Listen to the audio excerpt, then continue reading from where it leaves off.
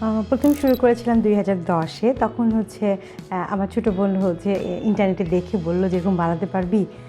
হ্যাঁ, চেষ্টা করি, না বানাতে পারলে তো চেষ্টা তো করতেই হবে। আমার বিয়ের সময় গায়ে হলুদের টেবিলের ডেকোরেশনের কাজগুলো আমি নিজেই করেছিলাম।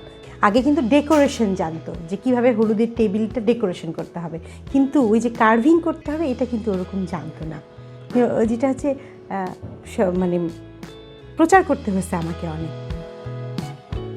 আবিদা সুলতানার হাতে পড়ে ফল ও সবজি হয়ে ওঠে শিল্পকর্ম। হোক তা গাজর, তরমুজ, কুমড়া, আনারস কিংবা পেঁপে, ফল ও সবজির গায়ে খোদাই করে তিনি ফুটিয়ে তোলেন নানা নকশা।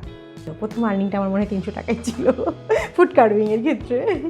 পরে আলহামদুলিল্লাহ এখন তো দিন দিন এটা মানে প্রথম দিকে না এটা মানে কত টাকা নিব এটাই বুঝতাম না।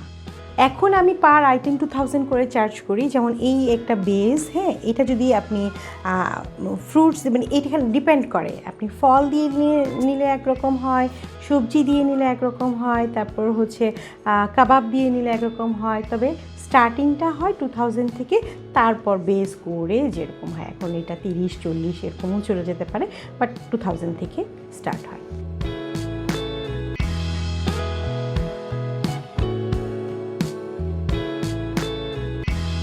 বুধবার বৃহস্পতিবার বেশি হলুদ হয়, হ্যাঁ, শুক্রবার শনিবার বেশি বিয়ে হয়।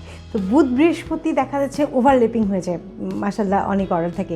নভেম্বর ডিসেম্বর জানুয়ারি ফেব্রুয়ারি আলহামদুলিল্লাহ এইটা বিয়ের সিজন মনে হয়, উইন্টার সিজনটা। তো এই সিজনে অর্ডার ভালো থাকলেও অন্যান্য সিজন মানে টাইমটাতে একটু অর্ডার কম থাকে। সেই সময়টা আমি আবার নিজেও শিখি, অন্যকেও শেখাই।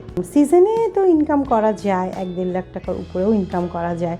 এটা ডিপেন্ড করে যে আমি কতটুকু ডেলিভারি দিতে পারছি, হ্যাঁ, যে আমার অর্ডার আসলেই তো হবে না, আমি তো ওই পর্যন্ত কাজ করে দিতে হবে তাদেরকে, হ্যাঁ। আর এটা যে একসাথে অনেক করে রাখবো তারপরে একটা একটা করে সাপ্লাই দিব এরকমও না।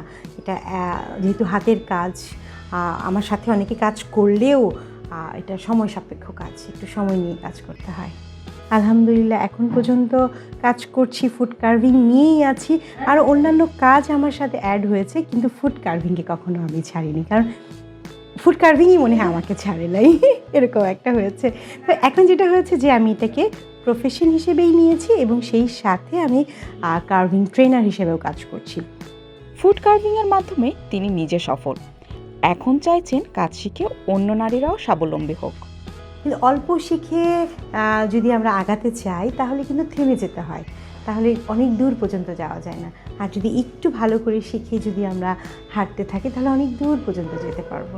দিন দিন মানুষের শৈল্পিক মানসিকতাটা বিকশিত হচ্ছে। তা আমার কাছে মনে হচ্ছে যে ফুড কার্ভিং হারিয়ে যাবে না, এটা থেকে যাবে, বরঞ্চ আরও সামনের দিকে এগিয়ে যাবে।